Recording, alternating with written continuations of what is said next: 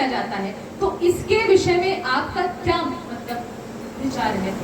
अब आप त्रिकाल दृष्टा हैं, अब सूत जी से बड़ा संत कौन हो सकता है, जो भूत को भी देख सकता है, वर्तमान को भी देख सकता है और भविष्य को भी देख पाने में सक्षम है, और साक्षात भगवान नारायण के ही जो अंश है, वेद व्यास जी के परम शिष्य। तो कहते हैं आप हमें, हमारा जो ये शंका है इसका समाधान करिए कि जो हम सुनते हैं कि भगवान शिवलिंग का प्रसाद ग्राह्य नहीं होता, इसके विषय में क्या मतलब हमको लेना चाहिए कि नहीं लेना चाहिए? तो बात ऐसी है कि शिवलिंग का जो प्रसाद है सबसे उत्तम माना गया है। यहाँ तक कि ये भी बताया गया शिव महापुराण में, शिवलिंग का प्रसाद यदि कोई आपको दे रहा हो और आप यदि विलंब कर दिए एक भी क्षण के लिए, आप बिजी हैं, व्यस्त हैं, और आपने बोला कि नहीं नहीं नहीं हम थोड़ी देर बाद ले लेंगे, या व्यस्तता की वजह से आपने मना कर दिया, तो आप घोर नरक में पड़ोगे। मना भी नहीं कर सकते, जैसे भी स्थिति परिस्थिति में हो, प्रसाद मिला तुरंत आपको ग्रहण करना है शिवलिंग का प्रसाद, और सर्वोत्तम है। शिवलिंग का प्रसाद में वो दम होता है, वो पावर होता है कि आपकी सभी मनोकामनाएं दूर करता है। इवन लेने मात्र से ही, जैसे आपने शिवलिंग का प्रसाद लिया, उसी क्षण बहुत सारे पाप तो उसी समय दूर हो जाते हैं। लेकिन कहते हैं कि बहुत सारे शिवलिंग हैं जिसमें चंड का अधिकार होता है, उन शिवलिंग के प्रसाद को नहीं ग्रहण करना चाहिए। चंड का अधिकार बताया गया है। बहुत सारे शिवलिंग, बहुत सारे ऐसे भी होते हैं जिनमें चंड का अधिकार होता है, उन शिवलिंग का प्रसाद ग्राह्य नहीं होता है। अब चंड का प्रसाद, जैसे हम लोग जो शिवलिंग रखते हैं उनमें चंड का अधिकार बिल्कुल भी नहीं होता। जैसे कि धातु, चाहे आप वो स्वर्ण का ले लो, चांदी का ले लो, नीलम का ले लो, पन्ने का ले लो, है ना, स्फटिक का ले लो, पारद जो शिवलिंग होता है, या बाणलिंग जिसको बोला जाता है, नर्मदेश्वर लिंग को ही बाणलिंग बोला जाता है, उसका शिवलिंग ले लो। इन सब शिवलिंगों पे चंड का अधिकार नहीं होता। इन सब शिवलिंगों का जो प्रसाद होता है सबके लिए ग्राह्य होता है, सब ग्रहण कर सकते हैं। लेकिन अब बात ये आती है कि शिवलिंग के ऊपर चढ़ा हुआ प्रसाद वो ग्राह्य नहीं होता। आप भगवान शिव को दूर से निवेदन करिए, प्रसाद दूर से, स्पर्श नहीं करा सकते, दूर से निवेदन करिए, दूर से भगवान शिव को भोग लगाइए, और वही प्रसाद सबके लिए ग्राह्य है, चाहे वो शिव भक्त हो चाहे नारायण भक्त हो, सबके लिए। लेकिन भगवान शिव के ऊपर यदि पीठी पे रख दिया गया है, शिवलिंग के पीठी पे, तो उन प्रसाद को कौन ग्रहण कर सकता है?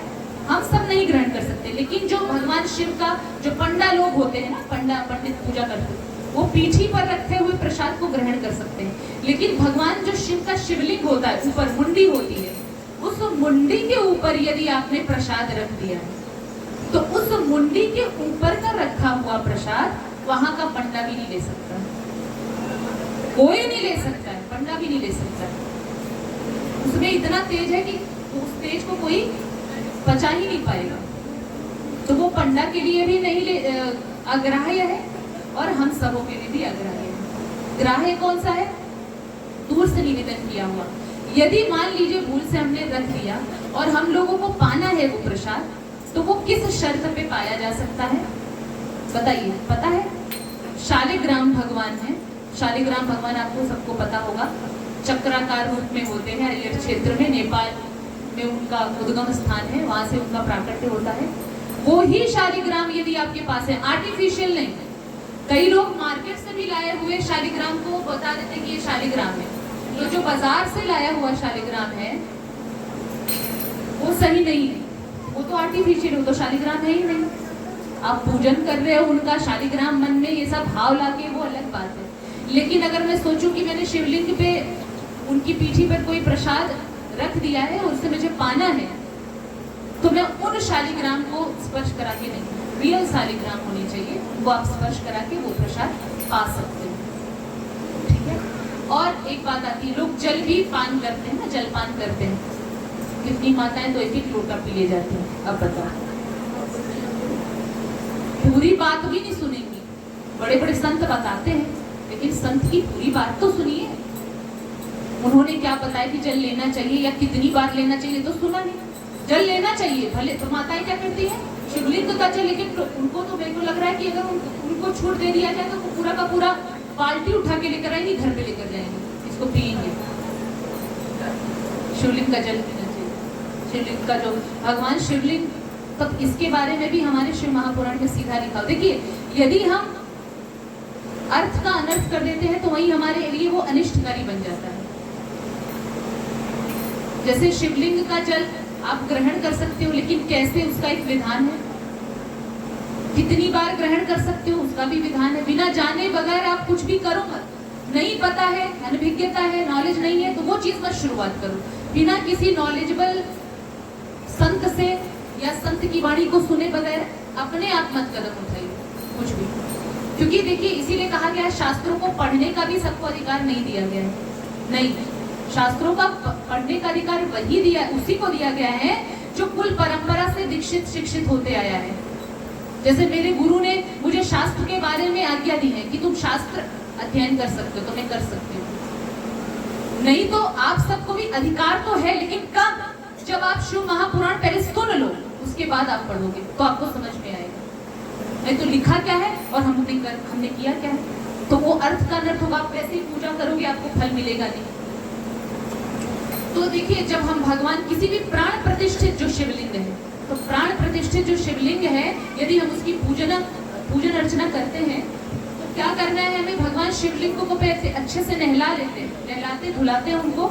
जब नहलाते हैं एक बार तो अपने पहले से उनको अच्छे से नहलाते धुलाते हैं, पंचामृत से स्नान कराते हैं, फिर शुद्ध जल से स्नान कराने के बाद वापस जब स्नान कराते हैं तो उस समय भगवान शिव को स्नान कराया गया जो जल है उसको 3 बार आचमन करना है। कितनी बार? सिर्फ और सिर्फ 3 बार। आचमन का मतलब क्या होता है? अब आप सबको पता होगा। आचमन का मतलब होता है थोड़ा सा छिड़काव कर लेना ना, लेकिन यहाँ तो माता एक लोटा भर भर के छिड़काव करती है। ये कोई बात नहीं, बताइए। आचमन बिल्कुल, ये जो हमारी भाभी जी आगे बैठ के कर रही, बता रही है अपनी सहेलियों को, ऐसे ही आचमन होता है। और वो भी सिर्फ और सिर्फ 3 बार। 3 बार से 4 बार नहीं होना चाहिए, 3 बार से 2 बार भी नहीं होना चाहिए। आपको आचमन करना है, ग्रहण करना है, प्रसाद के रूप में ले लीजिए।